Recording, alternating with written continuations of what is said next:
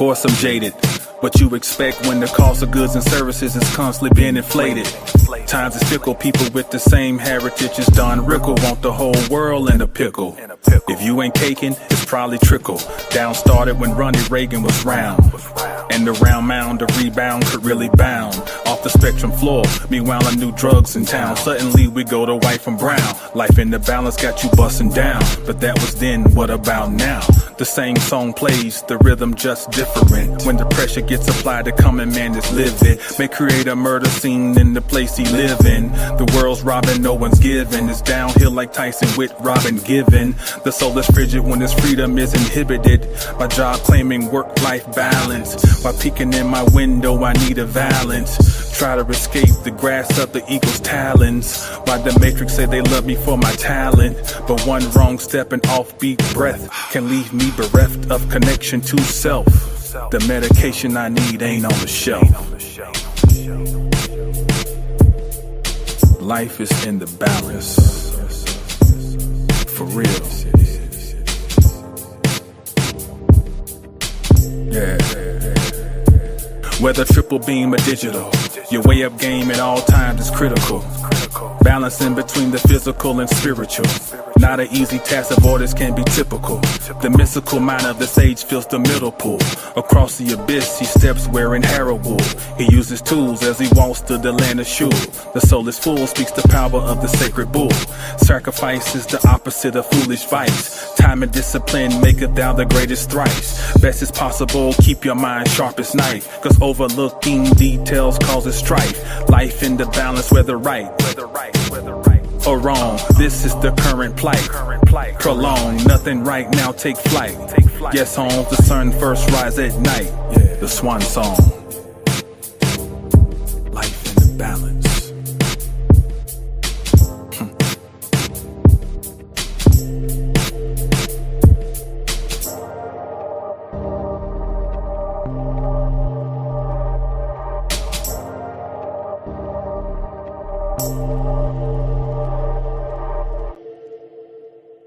Mic check, mic check.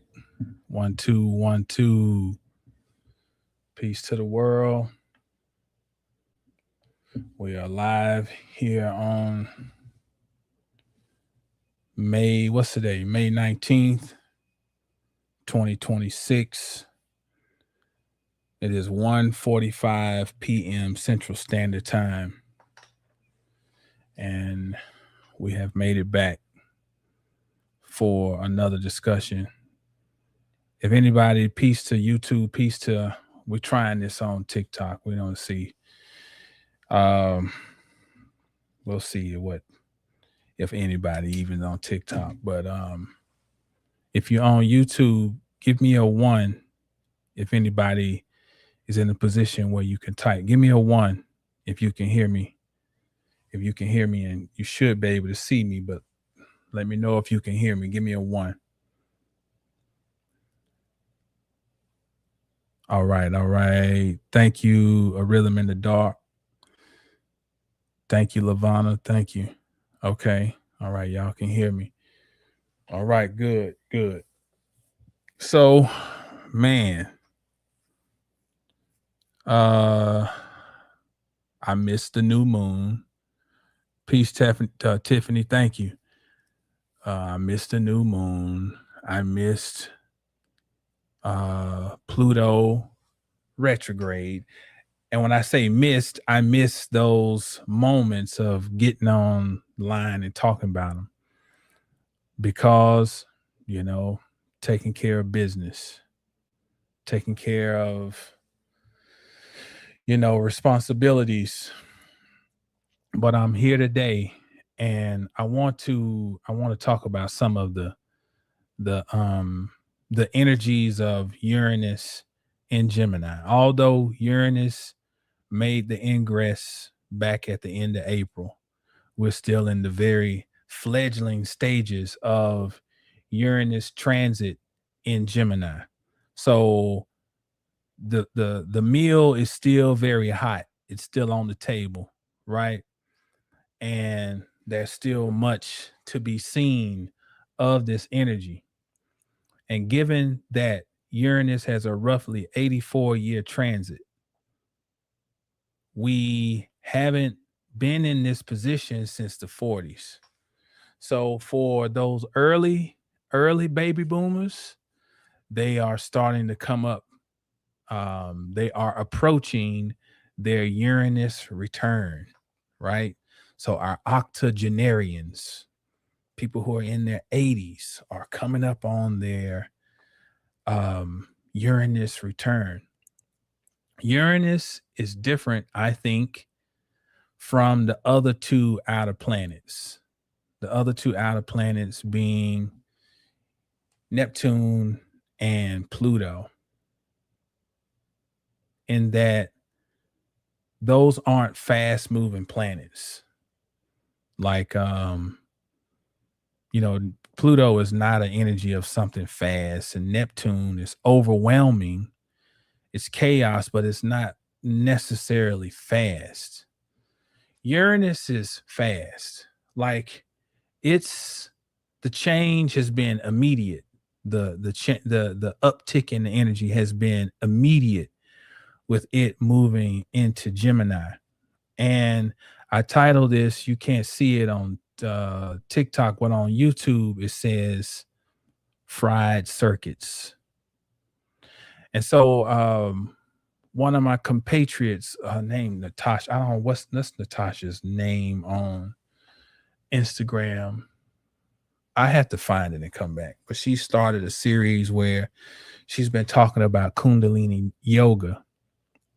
And I think what she's talking about might be one of the most important things in this Uranus Gemini transit, because she is basically giving tools for regulating the central nervous system and the autonomic nervous system.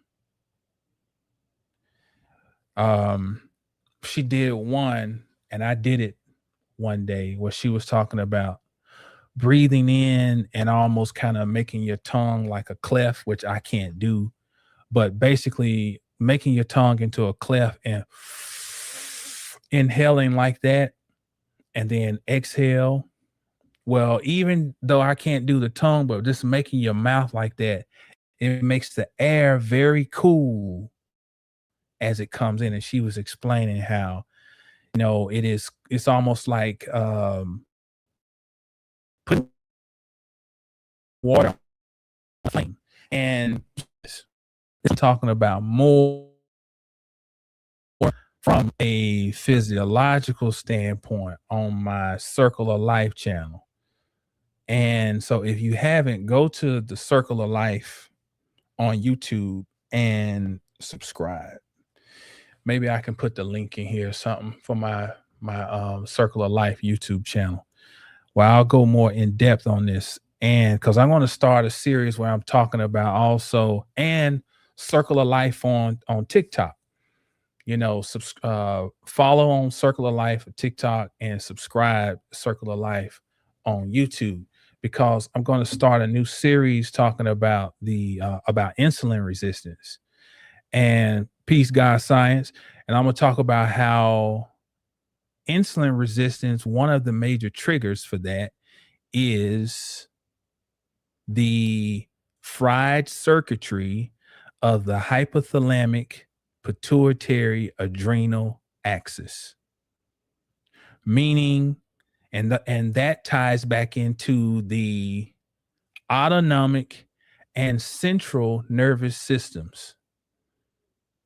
So the conscious response we have to the stresses of life, i.e. the brain, and then the subconscious effects that the constant stresses are having, i.e. the autonomic nervous system, which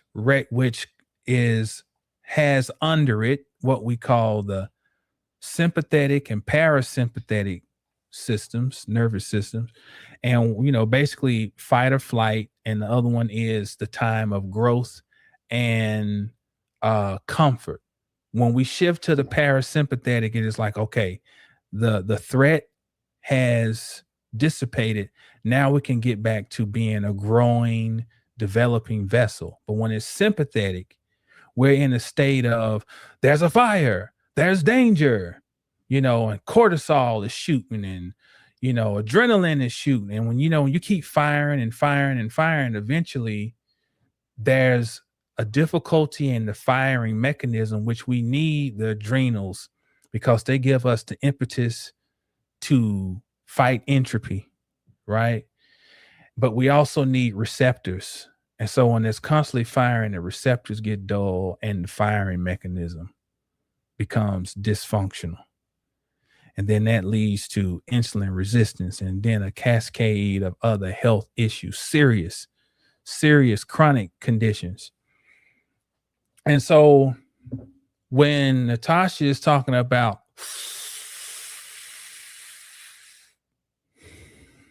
and when I saw her thing on Instagram, I was really frustrated at the time. And I started doing it in the truck.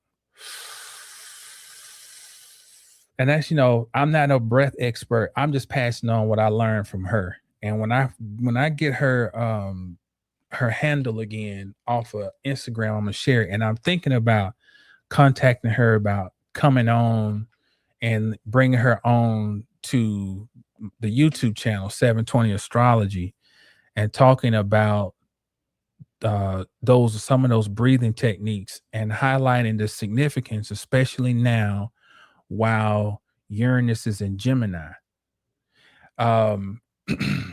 So fried circuitry is a big thing. Uranus itself rules over the autonomic nervous system. Gemini rules over central nervous system. And so we have like just the grid being overpowered with potentially too much energy. We run the risk right now as a collective of being overpowered by too much information. Too much. Even if it's potentially good, just too much.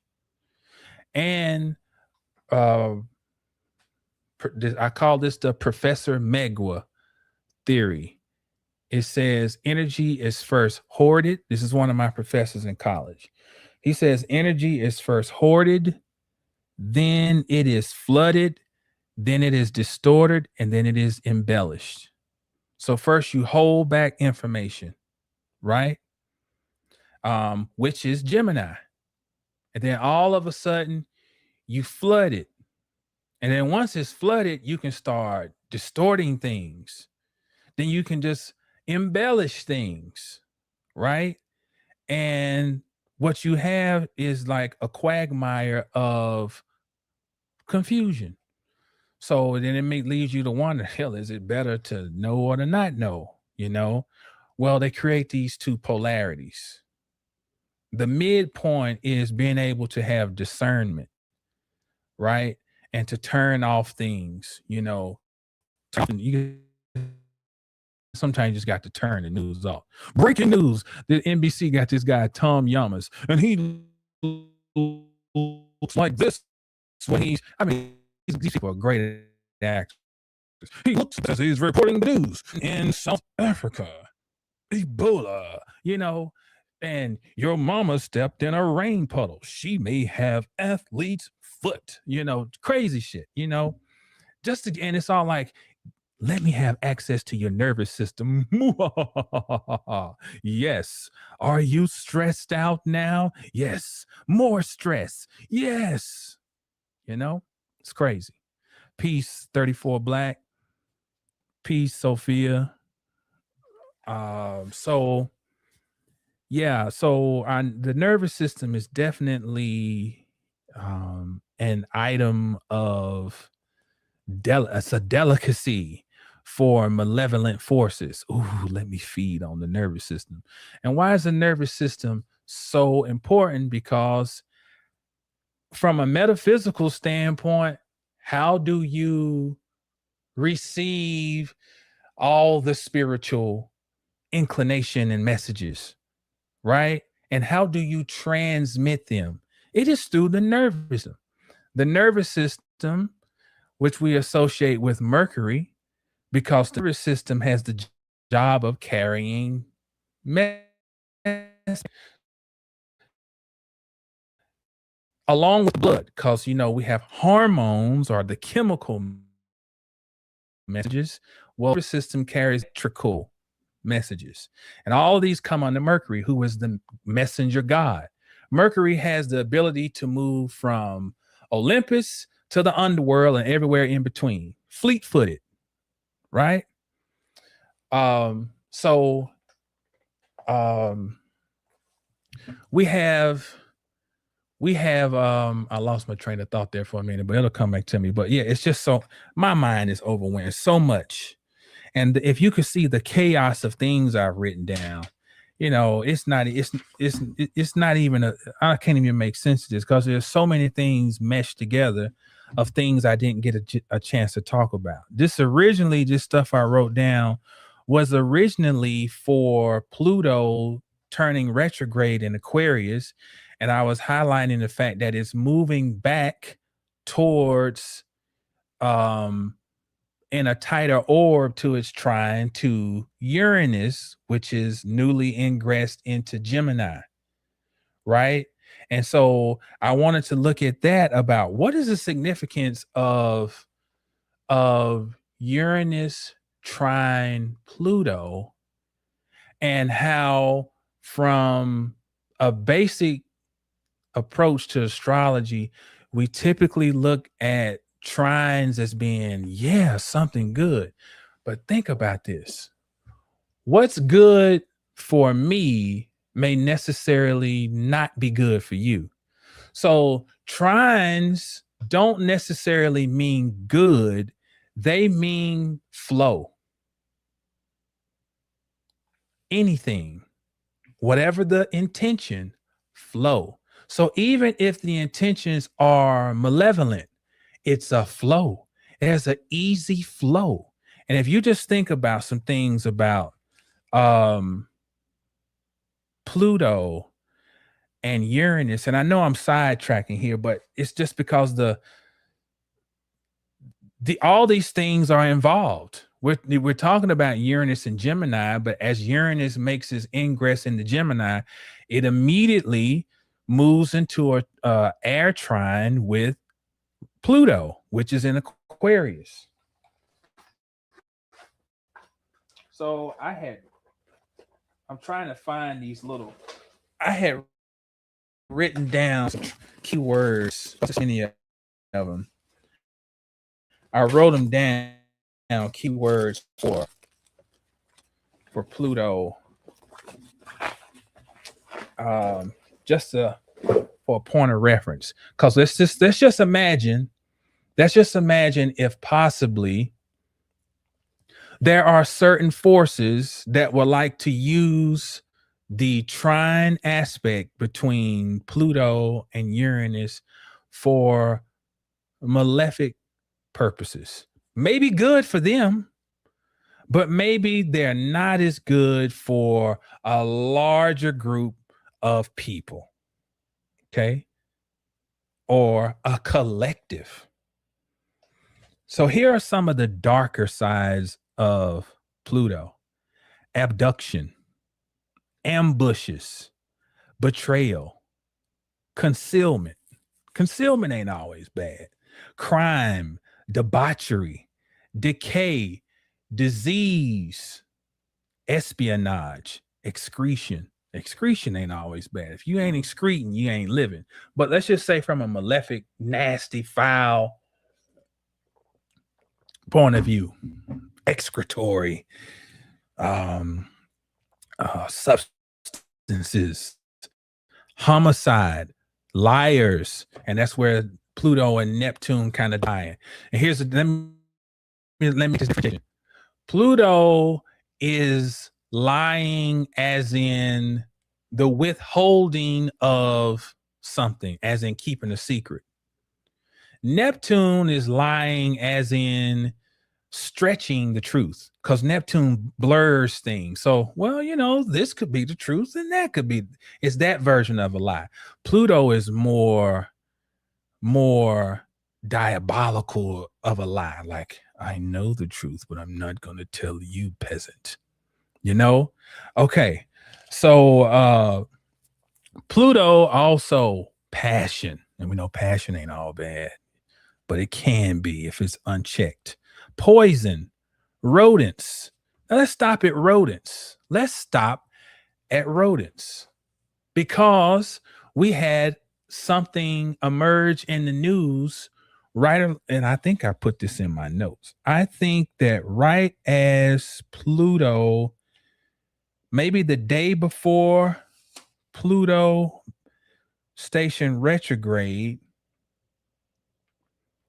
which was the 7th, no, a few days. Pluto retrograde on the 7th of May. On May 4th, the World Health Organization confirmed outbreak of hantavirus. Okay. Now, it appears that this virus, peace, straight panther, peace to your mom. Boy, that's one hell of a name, to your mama. Okay.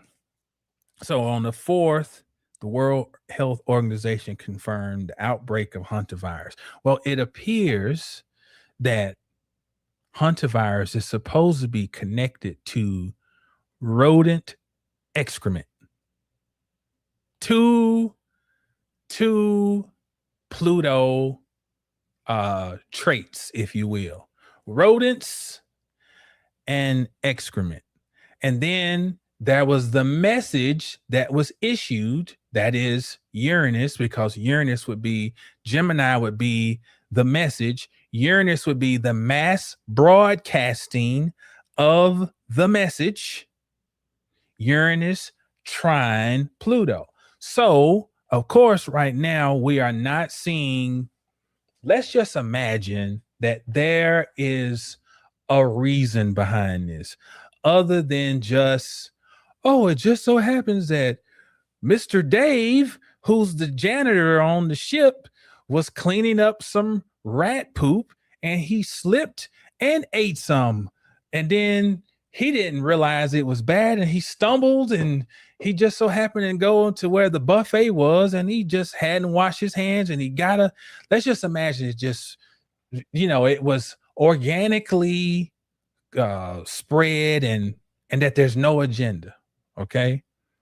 Well, let's say that that's not the truth. Let's say that there is possibly an agenda.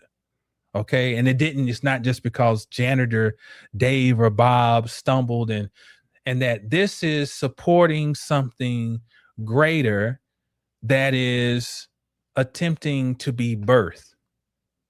And you got to sit and think, who are the actors? We have Uranus, and Uranus is a planet that deals with volatile reactions. It deals with breakthrough. It deals with pioneering and ingenuity, all those great things. It's the maverick. That's Uranus. But Uranus also deals with collectivism. Uranus deals with sterility.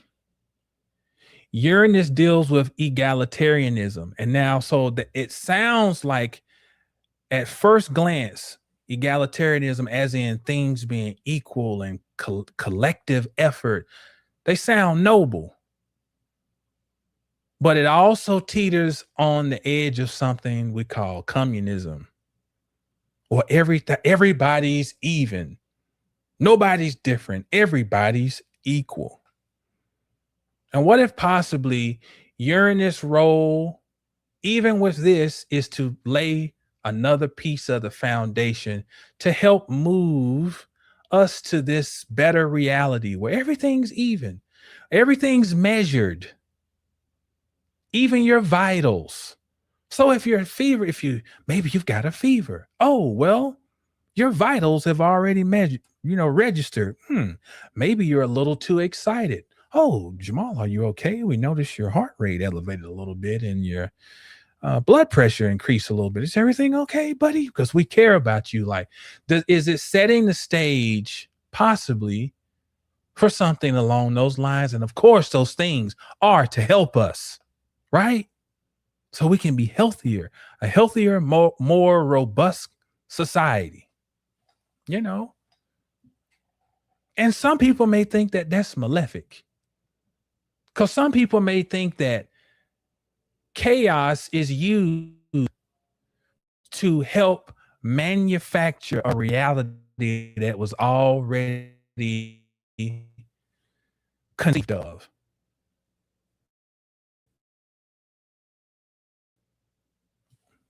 Possibly. But we're only just looking at this to show the residue of these traits of Pluto.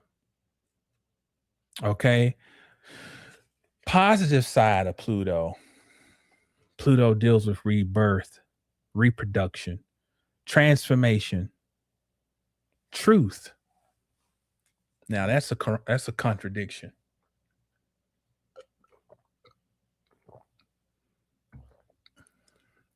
When Pluto is in its low vibration, it is pressing down, it is implosive, it's suppressive. It is because it's very it's very childlike in a way, Pluto, in its low vibration, because it's fighting against a sense of abandonment. And you read the mythology of Hades, which, you know, or the little bit I've read, let's say it that way. I don't want to sound like I've sat here and read volumes of, you know, just because I get enough of something just to give me a through line, right? So here's a through line I got from Pluto, which becomes Hades in Greek mythology. He wears a helmet. He lives in the underworld. He's alone. He's sad. And he walks around in darkness. Okay. And that can produce the lying side of Pluto. It wants to withhold the truth about what is really driving it. And it's a sense of abandonment, right? And so and whatever truths it has, it's going to hold on to it, because that's what gives it its power. Its power is within what it can hold on to. And why wouldn't it hold on to things and clamp down when it has been denied basically sunlight, which translates into love, right? Which translates further into vitality. Those things have been withheld from it. And he lives in the realm that nobody wants to acknowledge, although his realm is just as important as the upper or outer realm. Okay. Now, so that's the lying side. The true side of Pluto is what connects Pluto to the sun. The glyph of Pluto is actually showing you the sun and Pluto coming into reconciliation. The sun is ego. If the sun does not have access to Pluto energy, it is just superficial surface heat, no purpose, just heat. When the sun loses its ability to be seen, it has to experience the realm of Pluto. When Pluto realizes that it has a greater purpose than just living in the underworld, it fulfills its purpose by rebirthing the sun. It's like they integrate. That's why Pluto has the arc, which is the feminine, and it's birthing a circle. That's the sun. It has risen above the matter. The sun has I can't say that word because I'm on TikTok. The sun has taken itself out to discover something greater about its own energy, the truth. So that's how Pluto ties into the truth through, and I hope that made sense. Purification, enzymes, Pluto, enzymes. Enzymes physiologically are like the keys that unlock the door to cellular activity. If you don't have the keys, you don't have the access. And if we're eating foods that don't produce enzymic reactions. There's something called tissue specific kinase receptor modulators. Tissue specific kinase receptor modulators. Another word for them, enzymes.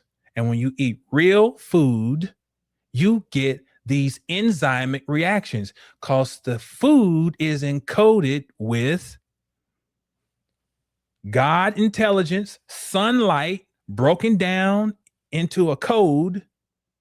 And when you eat it, that code is released and it goes and interact with the cells. They already know each other. When you eat food that is not real, you don't have that reaction. And so that reaction that happens, or that catalyst, the enzyme, is Pluto. So that's another aspect of the positive side of Pluto is fertilizer. And Pluto is passion. I put passion on the negative side and the positive because it can be both.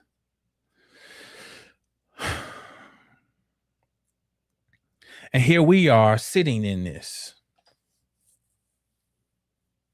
having to figure out how do we tap into, if we choose, the more positive transformative side of Pluto in its trine to Uranus, which means from modern standards, Pluto is answering to Uranus because Uranus would be the modern ruler, or what some would call the daytime ruler of Aquarius. So Uranus receives Pluto's energy as it is in Aquarius, and they harmonize, which means this can be, as my man Dap, a transformative moment in time. And a transformative moment or a transformative opportunity in we think has to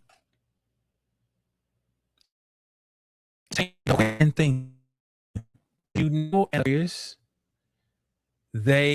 we tend to be sometimes rebels without a pause.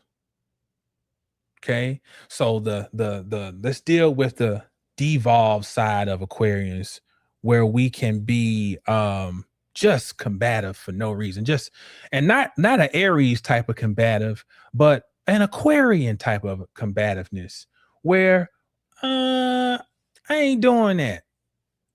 Nah, everybody going this way, I'm gonna go this just for the hell of it, right?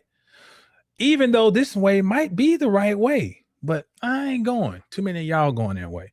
But then there's that side of Aquarius where it's also good, where to be that way, you question things. Wait a minute. Are we looking at this the way that somebody intended for us to look at this?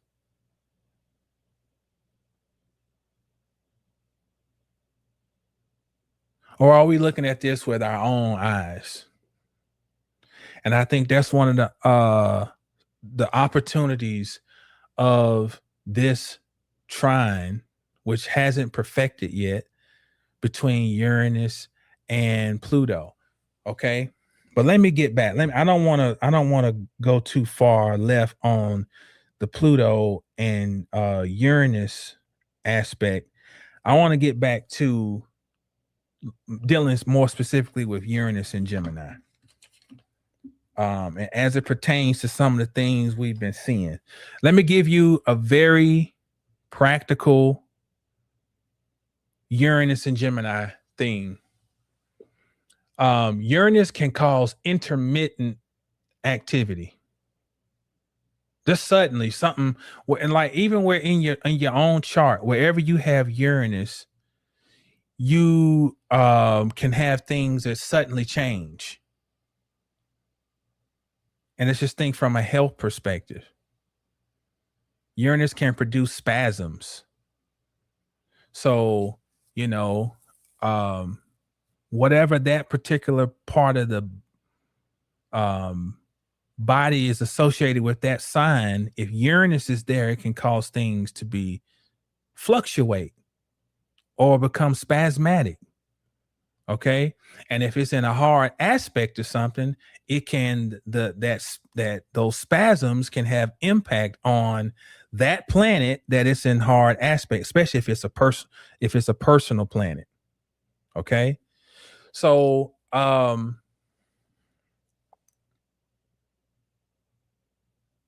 today, this is not going to be health, but I just gave you that as a picture for just how Uranus can be. Things suddenly change. And Uranus, of course, has everything to do with electronics, being the higher octave of Mercury. So I put I pulled my tail light off my truck, changed the bulb, and then I noticed on the left side, the left tail light, the running light is not on. So the running light is when you're parked and you're not pressing the brake pedal. If your lights are illuminated, your rear light should have a running illumination. And then when you press the brake, it should be an even brighter light. So that light only came on when I pressed the brake.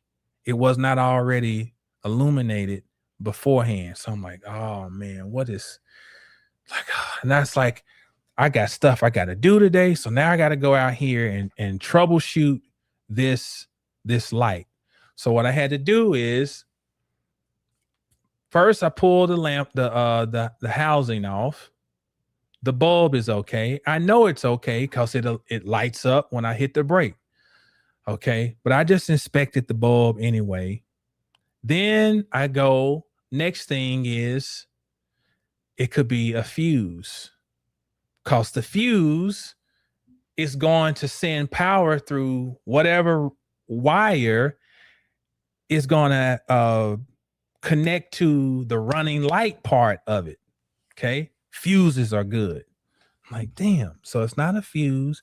So that means power got to be getting from at least the fuse box. Power's got to be at least getting to the bulb. So it's got to be something in the wire. I go back there, pull the bulb back out inside of the housing, jiggle the wires, put it back in, light comes on. So now I know it's like I don't have time now to go and fool around with changing the housing now, a wiring housing. But at least I know I've eliminated. It's not a fuse problem. It's not a bulb problem. So if I have this issue, okay, I'll go out here and jingle the wire until I tackle this. But what that was an example of an intermittent misfire or fluctuation of energy or a change that we would associate with Uranus. And it's dealing with an electrical circuit. That's Uranus. And Uranus not only is a planet of change, it's a planet of change in a mutable sign. And what Uranus in Taurus did was, I'm going to tell you something. If you got a lot of fixed energy,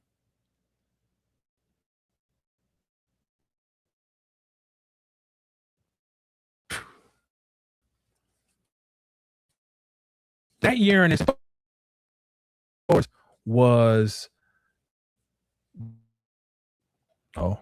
okay. Uranus and Taurus was a humdinger. That was a rough one. That for me, that was the last stage of the midlife crisis because I got Uranus at 11 of Scorpio, so I had to deal with that.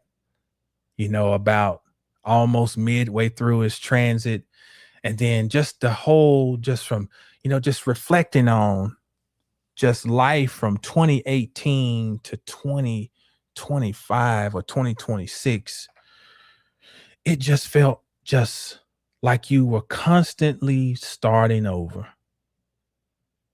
And I think Uranus in Taurus forced those of us, especially who have a sun or moon in a fixed sign, it really forced us to learn a different.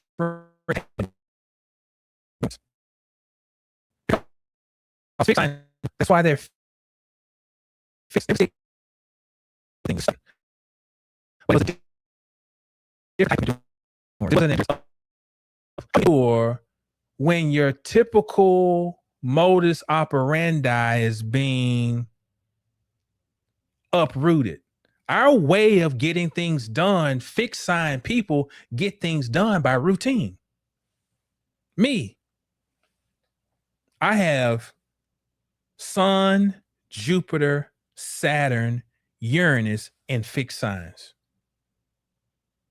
Jamal gets things done by routine. I also have a lot of signs in cardinal, not the planets in cardinal signs. I like to take action. I don't like to be led. Okay, so I like to lead, and then I create a system and follow through. But I only have one planet in mutable signs. So guess what Uranus did for me? It taught me how to be mutable, although it was in a fixed sign. And it was in a fixed sign where by modern standards, it is debilitated. Taurus. Uranus is in its fall in Taurus. Taurus wants spring, things settled, things secure.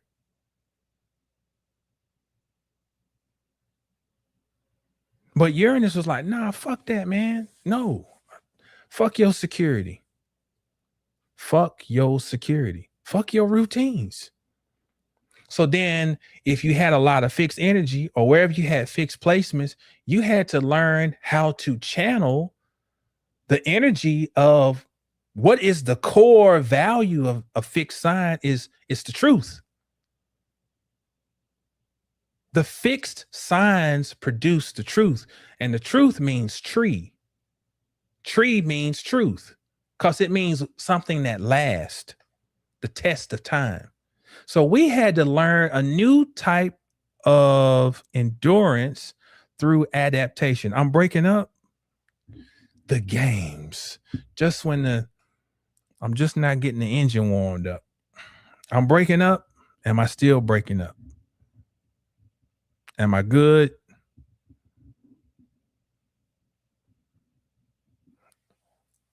Okay, mic check. Mic check. Give me a 1, please. Y'all let me know if I'm back normal. 1 2 1 2 1 2. Am I still breaking up? Okay, all right. Thank you, Black Butterfly. Okay. So, and here we are. Okay, thank y'all. So here we are now with Uranus and Gemini. We should be prepared now because now Uranus is a wild cowboy. He does not have to try to blow up Earth. He's in air where he has the ability to just whew. So there's a swiftness that we were being prepared for when it was in Taurus. And we got to also be honest with ourselves, me included, how much I complained about feeling like there were blockages and things holding things back and these roadblocks. And now it's like, when the highway is backed up and there's an accident and traffic people are rubbernecking and now the traffic's all bottlenecked. And then when people get past the carnage and they're back to where they can drive, now they go crazy. They go crazy and they doing 90, 100 down the highway. Ah! That's where we're at now. And so now we're dealing with a different type of adaptation.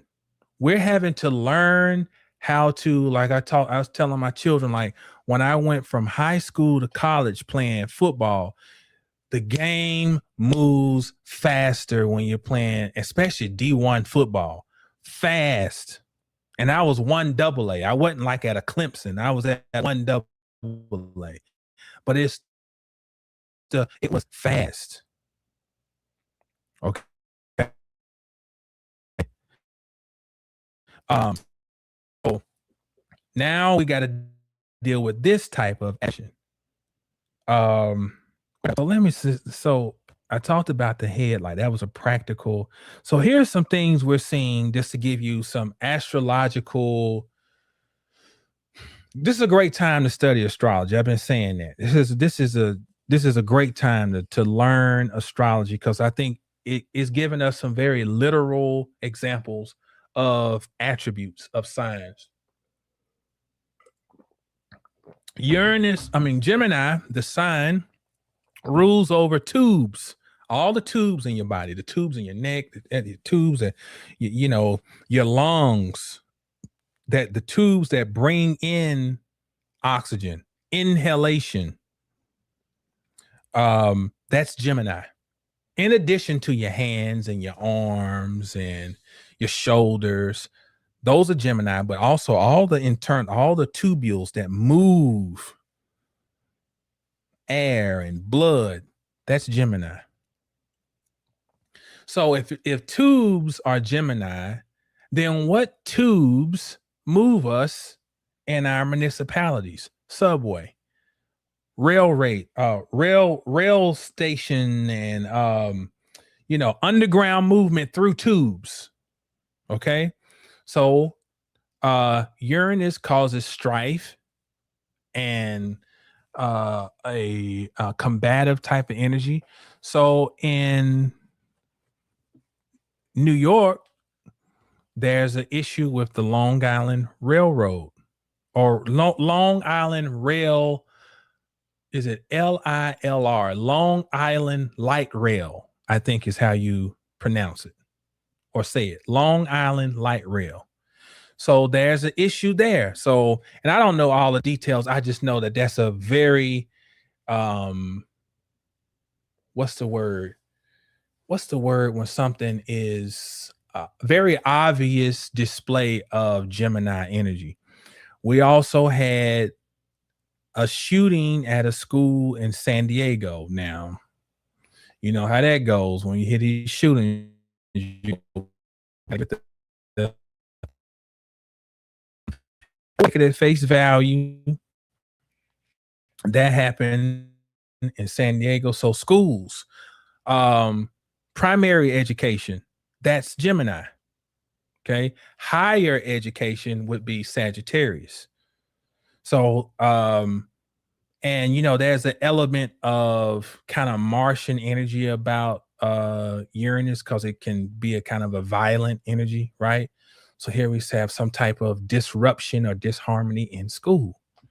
Now, something that's very real is that here in Texas, the schools are in a really bad situation.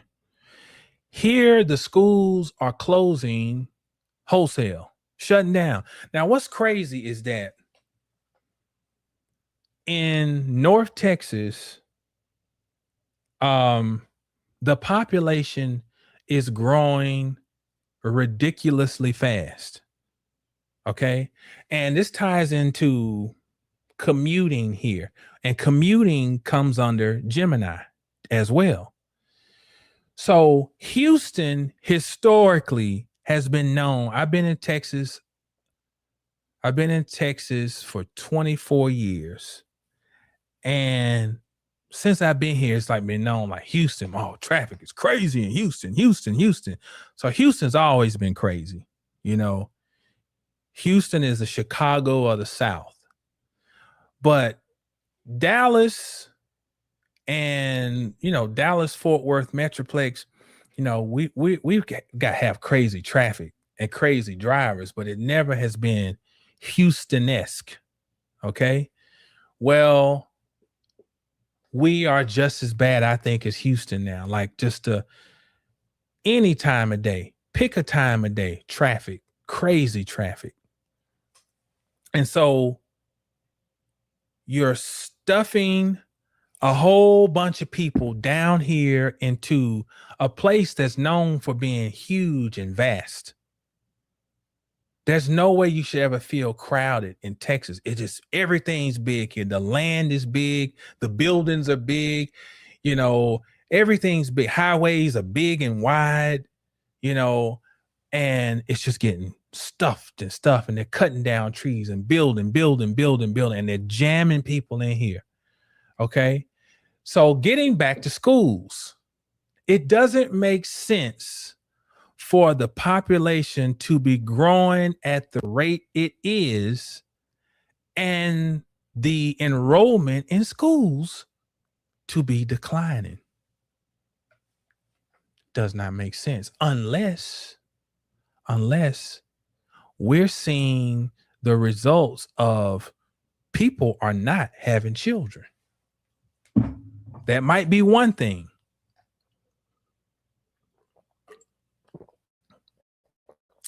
The other thing may be that he has come. Okay, let me go. I see my video lagging. Let's see. Am I choppy? Is my audio straight? Let me check for.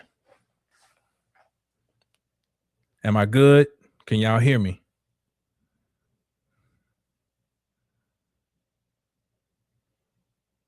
Mic check, mic check. Can you hear me? Can you hear me? If you can, type 1, please. Mic check. Oh man, I hope I'm still on here. Loud. Oh, okay. All right. Thank you, Straight Panther. All right. Thank you, Lisa. Okay. Okay. Unless it is that there's the purpose is for these things are supposed to be happening because we've reached the end of the cycle.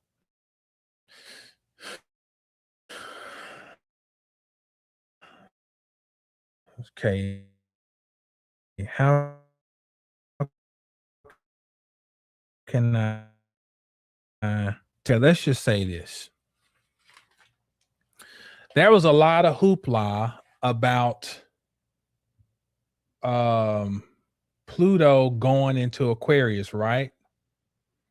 And a lot of the hoopla was because the US had its Pluto return like the last couple years ago, right? When it got to like 27 of Capricorn, that was the US having its Pluto return.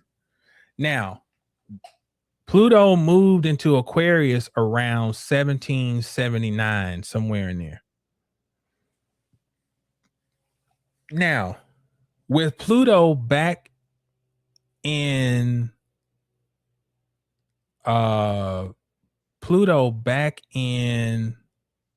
Aquarius, we got to go and analyze education at that time.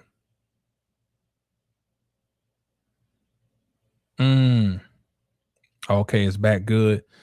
Says it starts when I get to the I'm thinking it's something rotten in the cotton, possibly.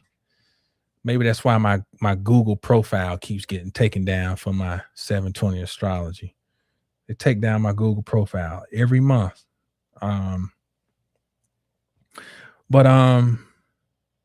in at the time that Pluto moved into Aquarius in 1779, we got to understand the landscape of education.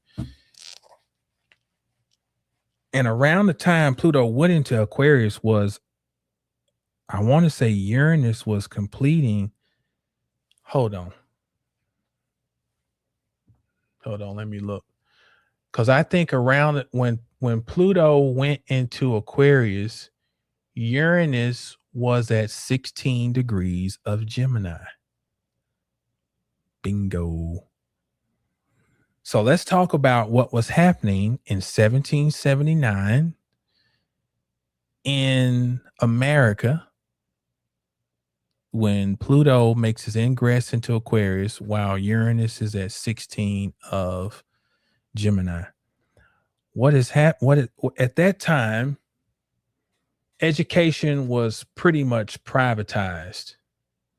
Now, in the North has always been the leader in education because that's where your Ivy League schools begin in the North. I want to say around 1636. I think that's Yale was the first one. So, so in other words, the Northeast was always the epicenter and the leader in education, and it filtered down from there.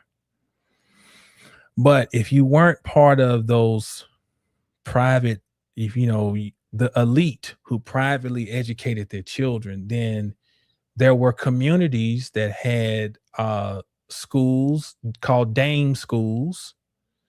And dame schools where they would hire some young lady in the community, and she would basically kind of be like a babysitter. And she would teach like basic reading, writing, and arithmetic, the 3 R's they say. And you got to look at what's going on in the world collectively at this time. This is the beginning of the industrial revolution. Okay. And this is where your craftsmen and your craftsman guilds were pretty much starting to be under attack. And we're starting to have industry.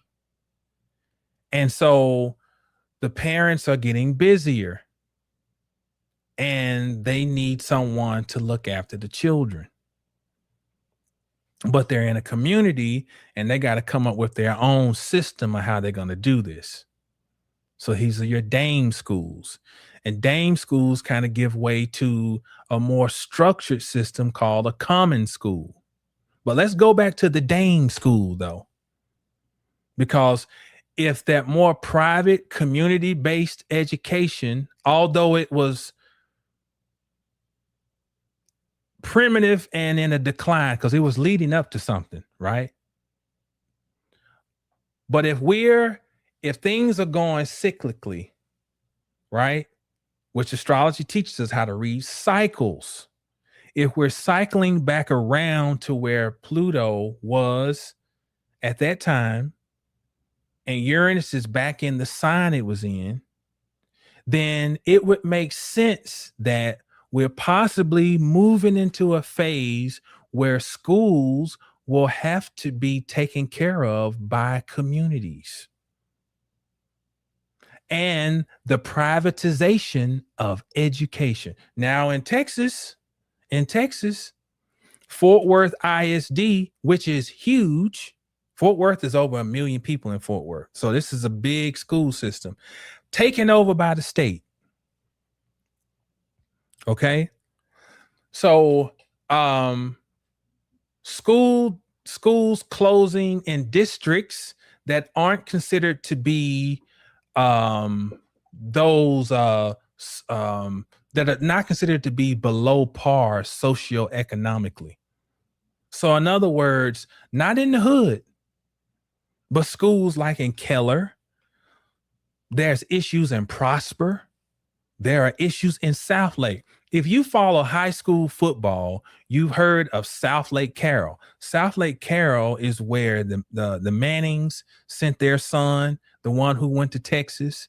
They got a street out there called Peyton Manning Way, and so that place where a lot of professional baseball players and football players live out there in South Lake.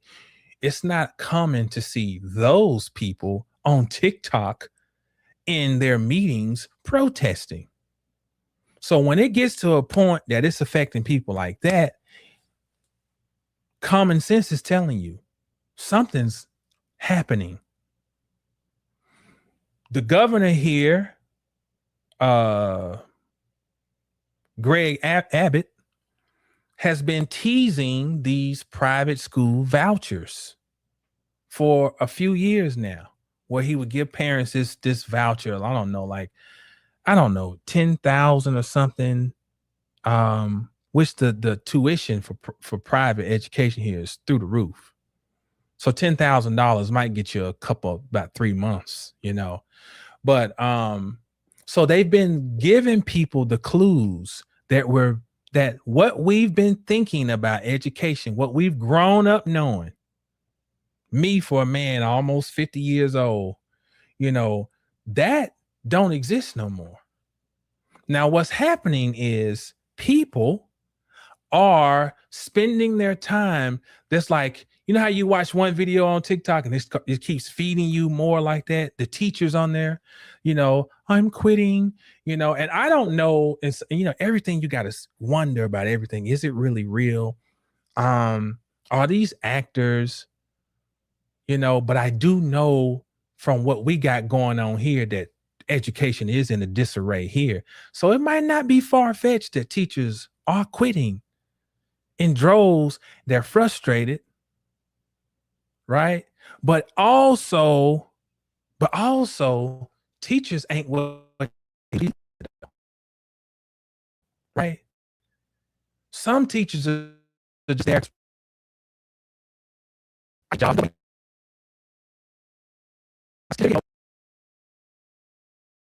Parents are different. The society is different,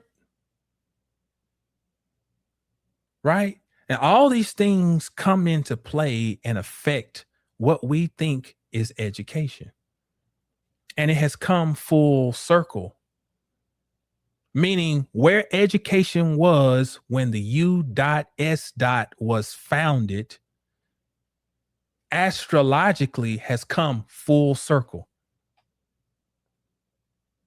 So teachers are at a point where they're going to have to consider, maybe, should I be wasting my time trying to go and pick it? We're not gonna take it, and taking to social media to, man, nobody even cares. Nobody cares.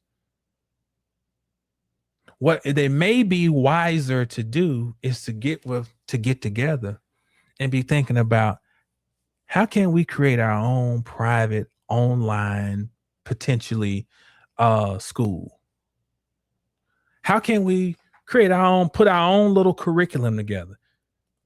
Parents got to consider, what is life like if I take my child out of school and I homeschool? Which then affects, you gotta be a complete parent. Because if you have a dysfunctional life at home and you just trying to kick them out the door for 8 hours every day, because you've raised them on high fructose corn syrup and processed cereals and this and that and tablets and keyboards and phones, and now their nervous system is a wreck. They're driving you crazy. Your nervous system is a wreck, and now you want to kick them out the door, and now and so that somebody else can do whatever they want with them, because you kicking them into a system that is declining, has been declining, but now it is obviously in a state of decline. And now Aquarius in a trine Uranus in Gemini. Oh,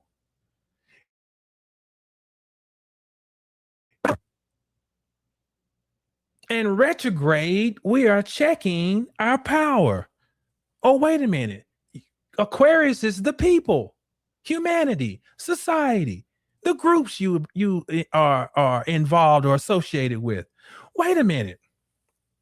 What can we do? How is our power being utilized? Have we been disempowered? Have we disempowered ourselves?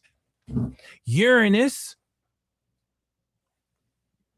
modern ruler of Aquarius in Gemini, which deals with education, primary education, learning. So all these things right now, we should be looking at, wait a minute, what's an Aquarian way to think about how even this is running? How am I looking at this? Am I looking at this through sober eyes?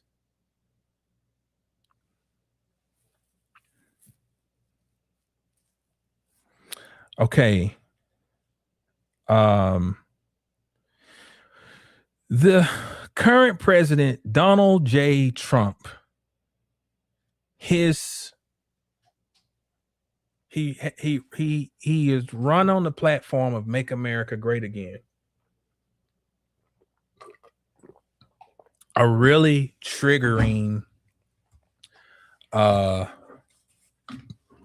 motto or tagline for his campaign and presidency. I want to look up something real quick. I want to look up, when did Ronald Reagan become governor of California?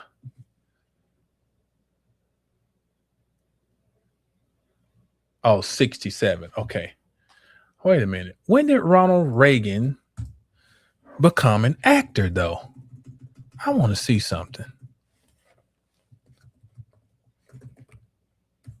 Because that's when he, his acting started in 37. Very interesting. He moved to the small screen in 54. Okay, that's for another conversation I'm going to come back to. Very interesting. Okay, so here's the deal. So Trump wears the whole Make America Great Again thing, and people get really triggered by that. You know, it's promoting racism because he wants to go back to Jim Crow and all that.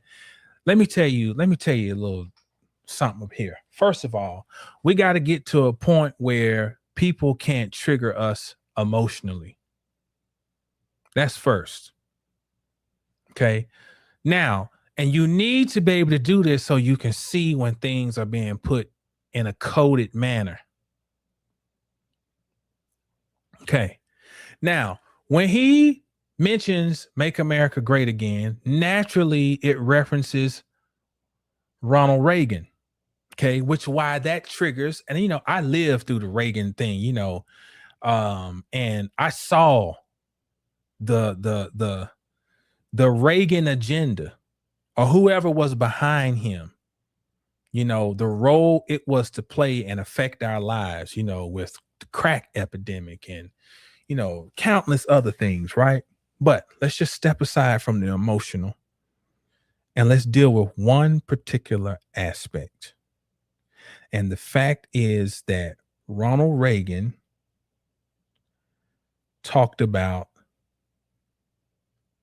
he introduced something called Star Wars. Now, if you are old enough, you remember Ronald Reagan, his administration initiated something called Star Wars. Okay.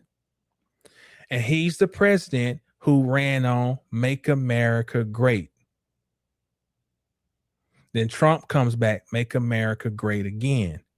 Now, it's Trump's second term. He came in with all of these tech people around him, right? And you have to separate the emotional part and see what they're really saying without saying it. If he's referencing the president in the 80s who said Make America Great, then that is the key to show you what he's connecting to. There you go, Straight Panther.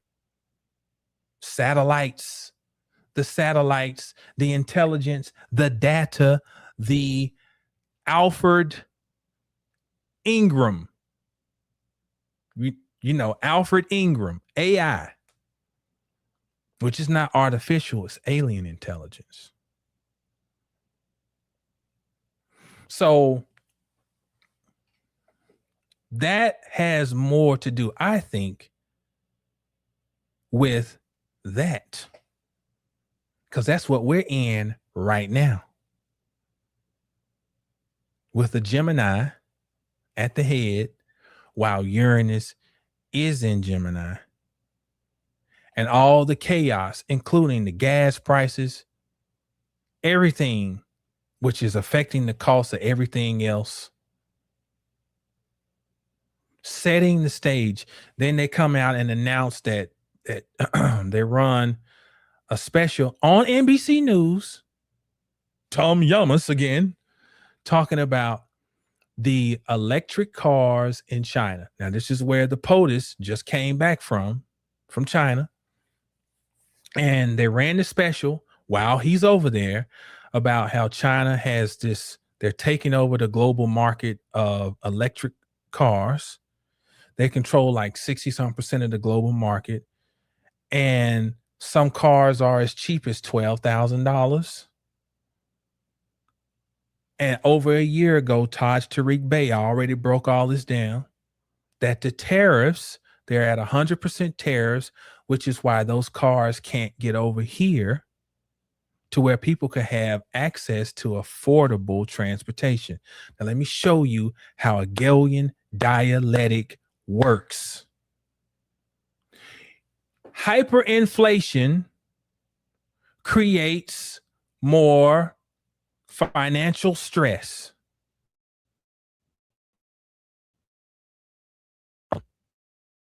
Reaction, people are looking for a solution. People are frustrated. Polls are down. Approval ratings negative 33%. Right? And then a potential solution, because we're a fair, unbiased media. What if affordable transportation could make it to the US from China? Cars as cheap as $12,000. And you're like, man, that makes so much sense. If we could just get out of our way, and if somebody could just be more sensible. As we're having a conflict, supposedly that involves oil and the trading of goods, right? So this sets the stage: problem, reaction, solution. Uranus in Gemini. This is the perfect time to end all gas operated vehicles.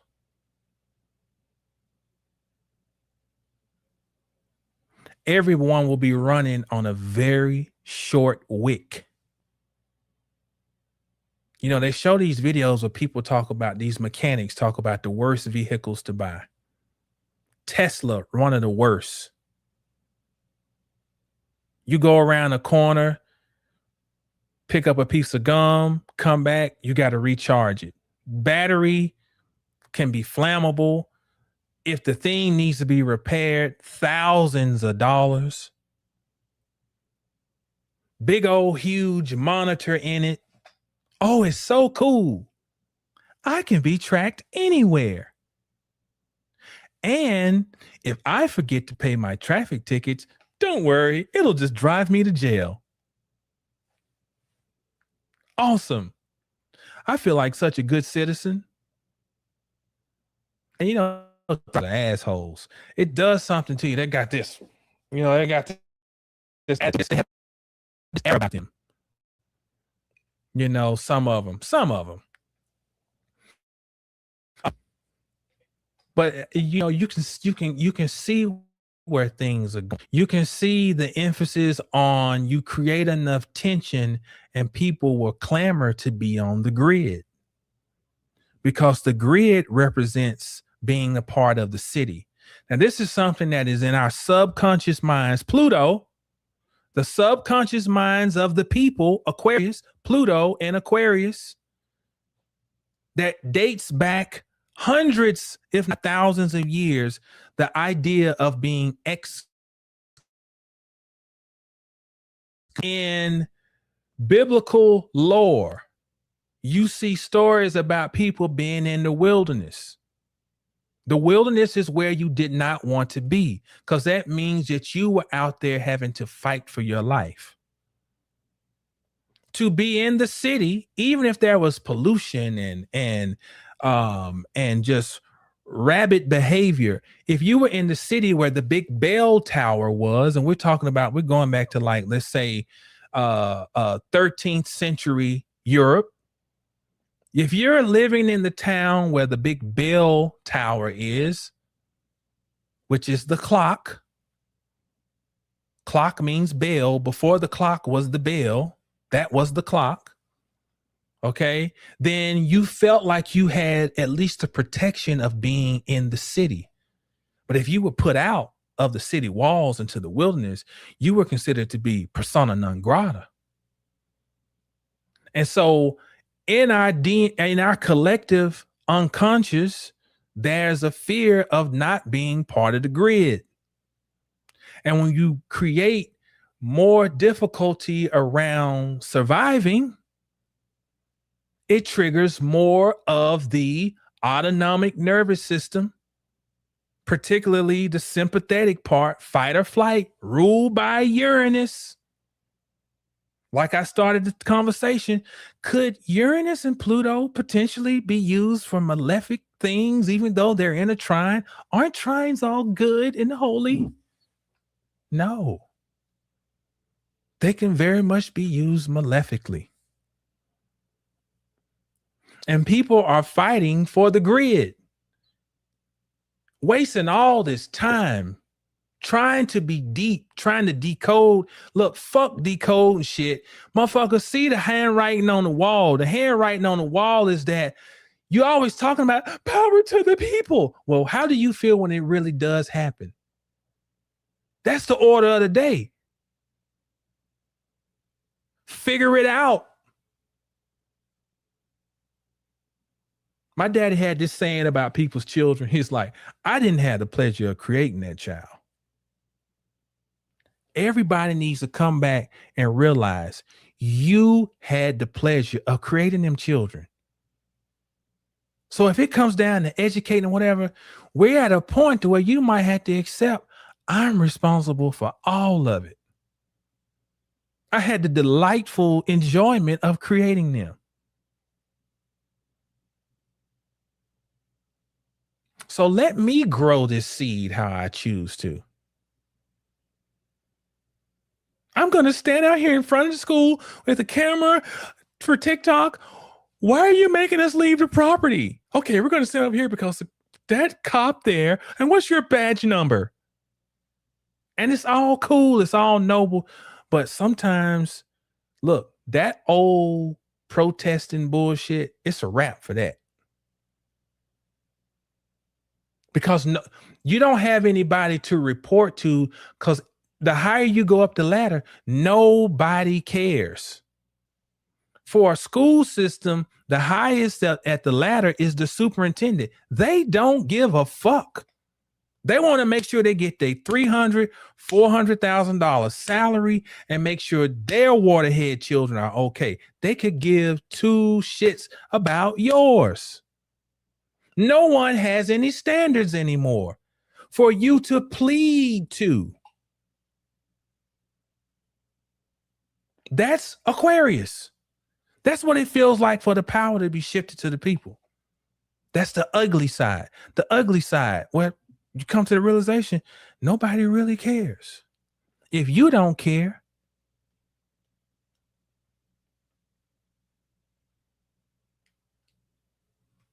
and we may be fighting for something we don't want. Maybe this too is part of the Hegelian dialectic to get you to fight. And it's like, okay, we finally got in some people who are going to listen to the public. And we're going to give you the education, and you might have fought for something that you never imagined.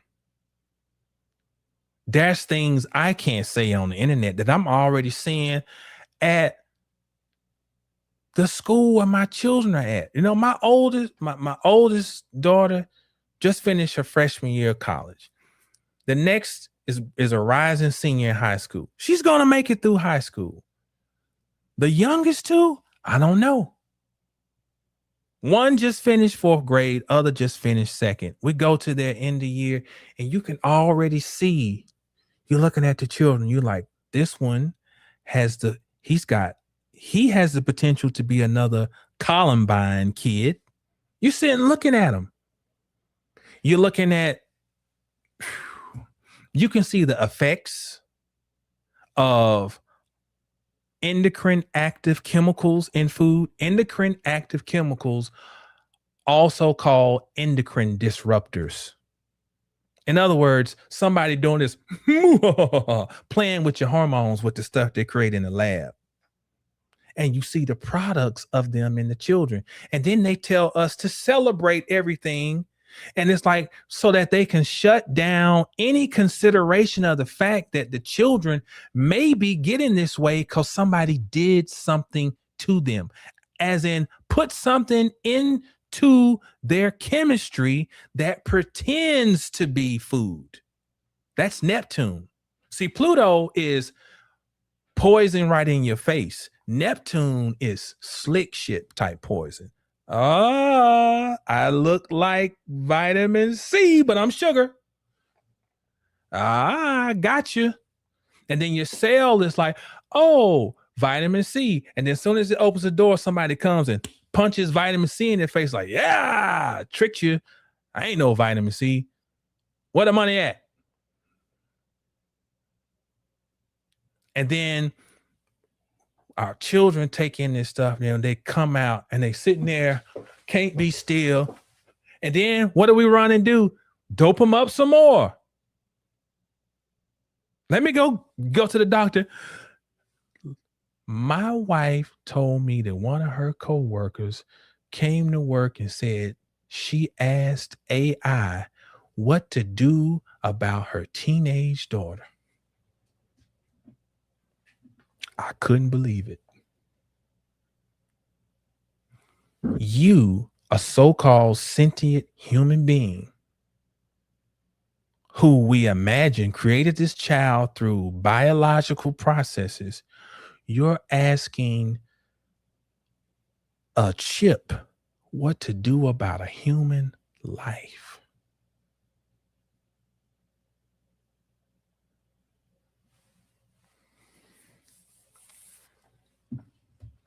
So maybe what's driving some of the people to fight is because they are still expecting someone to take care of their pleasure or the results of their pleasure and not coming to the ultimate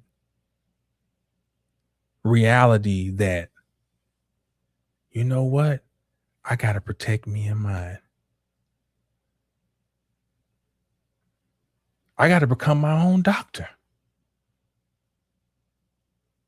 Like we wax poetic about things until we don't realize what really comes with it.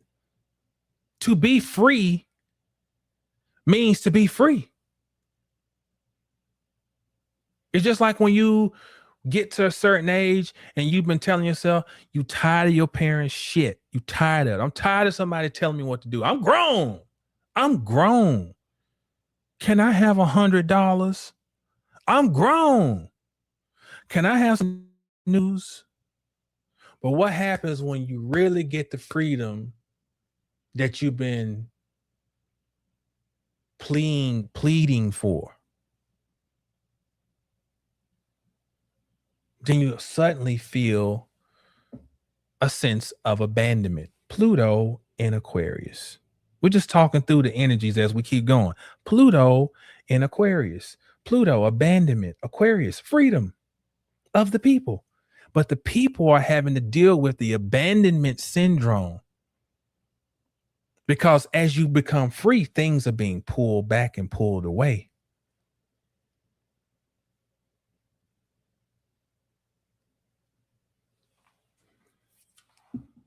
Okay, we're kicking today. I think we're cooking with hot gas over here today. Thank y'all for tuning in. Let's see. Black Butterfly said, I have been thinking about that too, particularly as it relates to food and beverage. Oh yeah. Everybody needs to go and watch. Thank y'all for liking the live over on TikTok. Y'all hit the, on TikTok, you should say, tap the screen. But thank y'all. And thank you on YouTube for liking the live. We got crazy things go on over here on YouTube. But it's all good. Peace, Tisha. And who else we got in here that I have my Takaya. Let's see. Sage, peace, Sage. Okay, so let's go.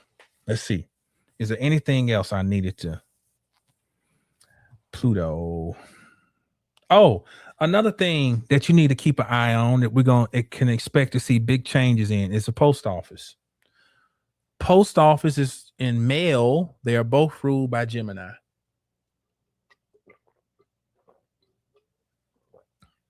Pay attention to that. I actually spoke to a post officer. Is that post off or a mailman? I guess And he was talking about how there's a struggle, because basically the post office is about to become a full profit business, which means that there's a chance they're going to start charging to move mail. What is mail? Data. Gemini. Data.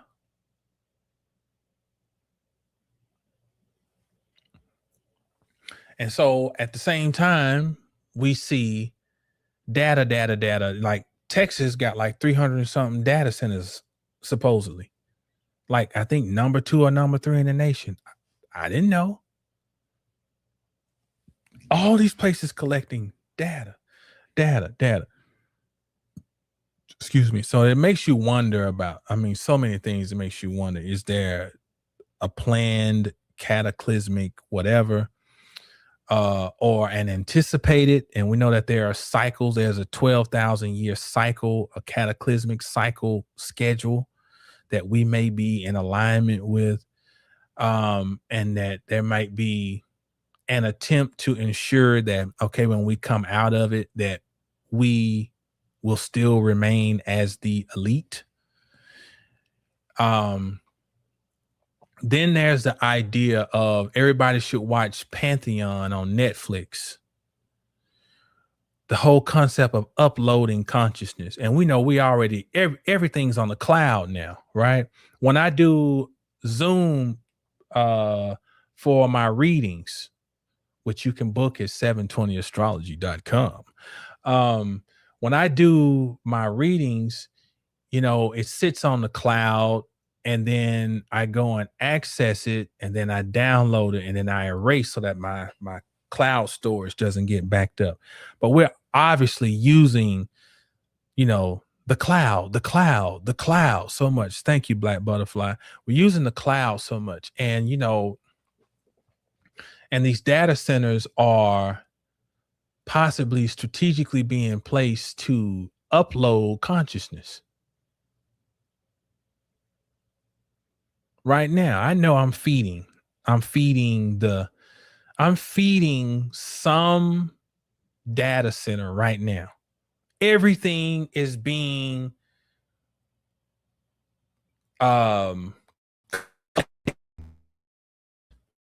because if you can collect every moment of human time of what it is to be a human. See, when we're thinking about the war between so-called good and evil, or light and dark, we're in the era and the time in the human continuum where we're seeing it a real representation. Because what we're really battling with is something that wants to get to the essence of what is actually permeating the human condition, and that is God. However you want to look at it. Because when you look at the Hebrew language and you look at what each letter is encasing, the first letter, the Aleph, is symbolically associated with the ox, which is an animal of power, force. So it represents God force. Okay. And that force, may the force be with you, that force is hidden in humanity. And when you take the Aleph and you attach it to a Dum, which means blood, you have Adam, which is not a man. Adam is telling you about the beginning of the human reality where God encases itself in the blood. Adam. And Eve is when it is enlivened.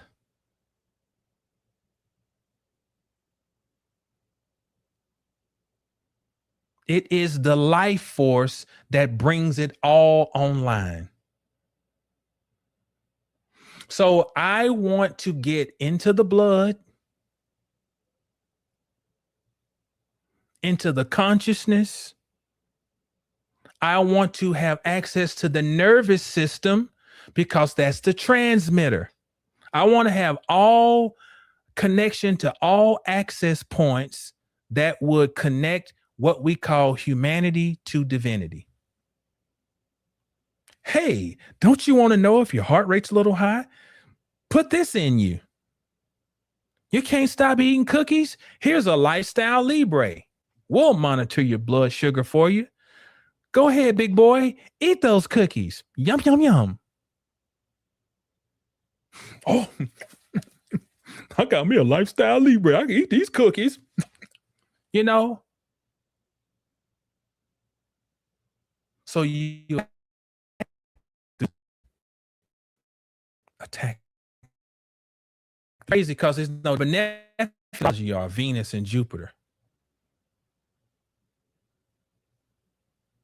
Jupiter on the dark side is gluttony. Venus is lasciviousness, which can also play out through the taste buds. And so you reverse engineer the benefic energy and turn it into a weapon. Slothness and laziness and greed, unchecked taste. I just have possession. And you reverse engineer that to use that as it's cold-blooded. It's cold.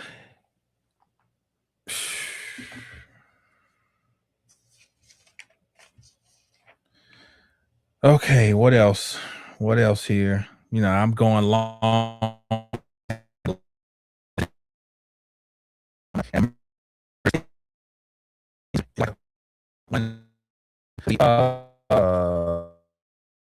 We can look back at Uranus last transit in Gemini, and we see that that was the rise of the golden era of television. Okay, so that means that's coming full circle, or the golden age of Hollywood too. So that's coming full circle, and I've seen obvious things about that. There was the birth of TV and advertising, which is mind control.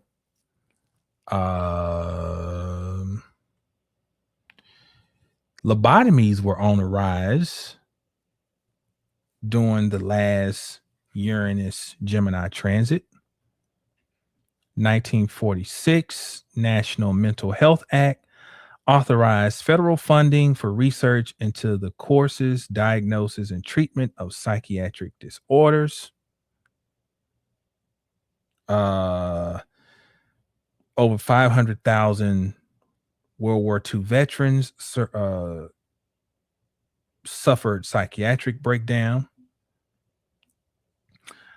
During that time, we also had the first computers and the widespread adoption of radio media. So, of course, we can expect just crazy technology that's going to come out during this phase, and some of it's helpful. We're not trying to be we're not the Amish here. But we of course we are searching for a happy medium if one exists. Of course we use bioresonance equipment. And so that is something that is cutting edge as far as it's very much Uranus and Gemini type of modality where we can scan your entire vessel by just putting on some headphones. We got the special headphones that fit on your head like this. Or if you 3,000 miles away, if you get a sample to us, so if you just clip your fingernail, we can put your fingernail into a device where it is connected to the bioresonance equipment, and we can scan you on the computer. So that's very much Uranus and Gemini type of energy. And of course, you can find out more about that at circle-of-life.com. Okay, what else did I need to? Okay, final thing. There's a new thing out called Kalshi or Kalshi. And Kalshi, this is from them, a regulated exchange and prediction market where you can trade on the outcome of real world events. So in other words, this is almost like a Running Man. You can bet on anything now. Anything. So go and look up this KALSHI. So life itself is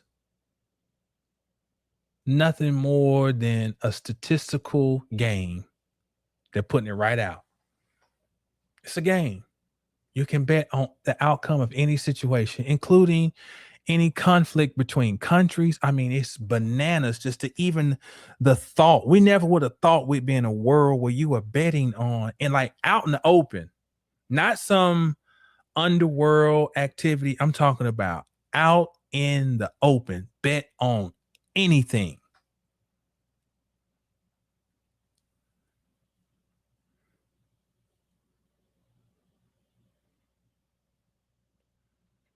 I conclude by saying that in this transit of Uranus and Gemini, a new internet is being birthed with a new function / purpose, the kidnapping of Persephone. And I'm going to leave it at that. You go and read the story of Demeter, so the same as Ceres, who is the divine mother of plenty, and who was Persephone being kidnapped Pluto. And this new internet that is being birthed, this new consciousness has the goal, coming back full circle with the rhetorical question, can Pluto and Aquarius trine Uranus and Gemini be used for malefic purposes? Oh, look at this. So I don't know. I guess you truly are psychic, my friend. Black Butterfly. Sidebar question. Do you plan to do another installment of your Astrology of Black People series? And what's the best way to share research with? Okay, you can send it to my email, info@720astrology.com. I am going to do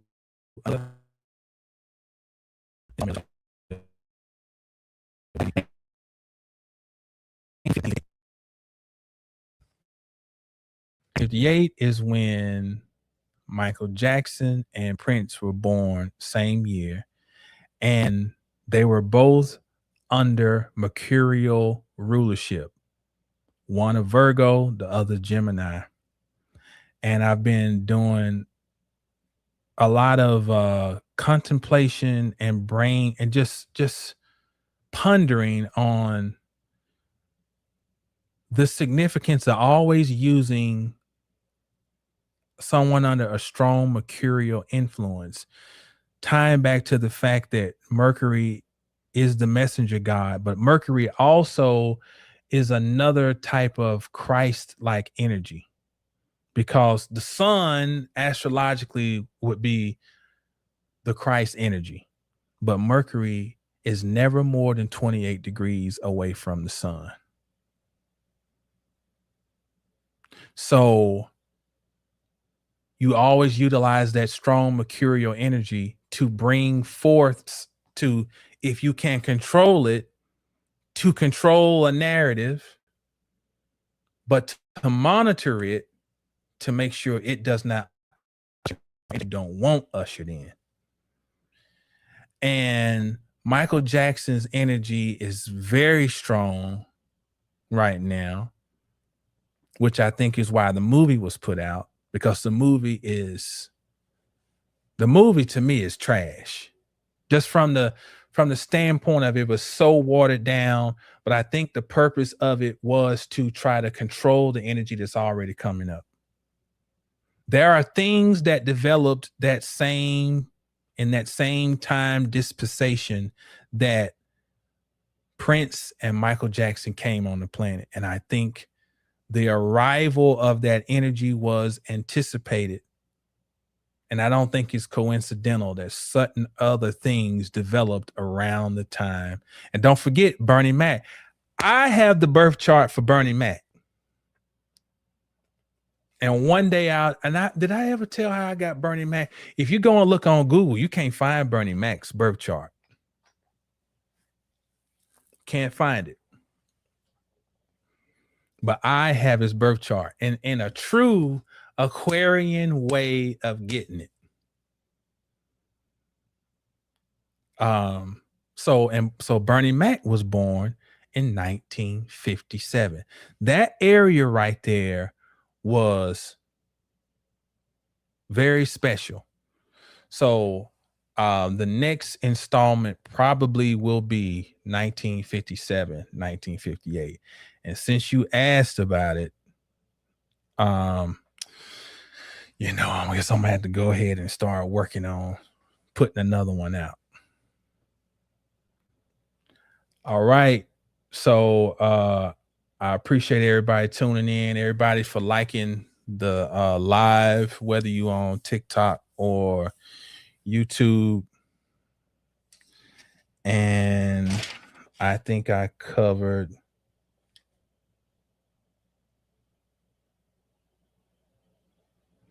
I want to say this one thing. Let me just conclude with some key things. This is just, I wrote some notes about just Pluto retrograde in Aquarius. It's still showing where more healing is left to do. Security experienced through shared knowledge. Stability found through acceptance of oneself. A fixed way of thinking, even if it's out of the box. Analyzing the quality and nature of group associations, friends, societies, and humanity as a whole. And creative thinking and expression highlighted. Pluto is unearthing the darkness of humanity, working in harmony with Uranus.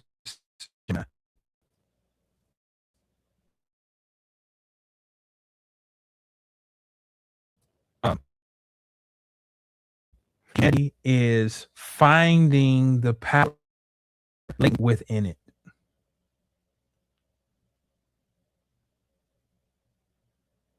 And determining how best to use it. I bid farewell to TikTok. Thank y'all. Remember, if you want to connect with me, 720 astrology .com. I don't know what these, if somebody left something, I don't know. I don't know how to read these things. But thank y'all anyway for tuning in over here on TikTok. I'm gonna catch y'all again. Peace. And over here on YouTube, Y'all know y'all can connect with me at 720astrology.com and also circle-of-life.com. And we'll wrap up the broadcast with something, you know. Let's see. But as always, y'all know the stars to know yourself. And stay down till you get up. And when you get up, stay down. Peace.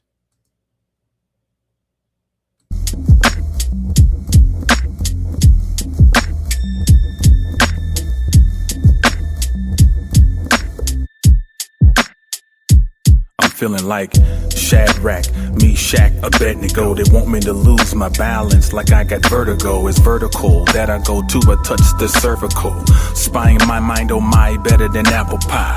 A Mac systems, the word catch rhythm. Spaz out when flutes play, empty space fill them with bars that fragment like glass prisms. If they want the game, here's some fair, go and get them. But I promise you the tongue is a sword, might split them. Infuse the source in you with the first breath blue. There's fire in my shoes, on top of my head too. It can warm, it can light or burn, it's up to you. The book's red like oxidized iron, the crook's blade. The blade pointed, pencil in hand, the beast fed. The bull stops here, I grip horns and get ahead. Left the carcass in the mountains of the Caucasus. The consequences of dabbling in metropolises. The city's opposites live the life of opulence, while the chosen, the few, is rather obvious when flutes play. When flutes play. Yeah. When flutes play, they say the feet move like Pele. Sharp knife fillet. When the words spit finay. When flutes play, they say the feet move like Pele. Sharp knife fillet. When the words spit finay. You may ask, Jamal, why you speaking such coded metaphor? My reply, so I can let hot air pass like a matador. My math's a cure for the unaccounted for, pure, who lost the jewel but confined to fraudulent source. The smell is hell, but you be amazed what manure can spark life in. When the odds ain't right, then seed still finds miraculous ways to grow at night. Sin is the move of primal ocean. Set round 80 BPM so I can go in. Fire hit, water smoking. Every word spoken is a token to mend what has been broken. The flute melody floating. Something bubbling in the pot, lethal potion. Sniff, get a whiff, it's a gift. Him most high, most fly, most shy. I am that I am with a clear eye.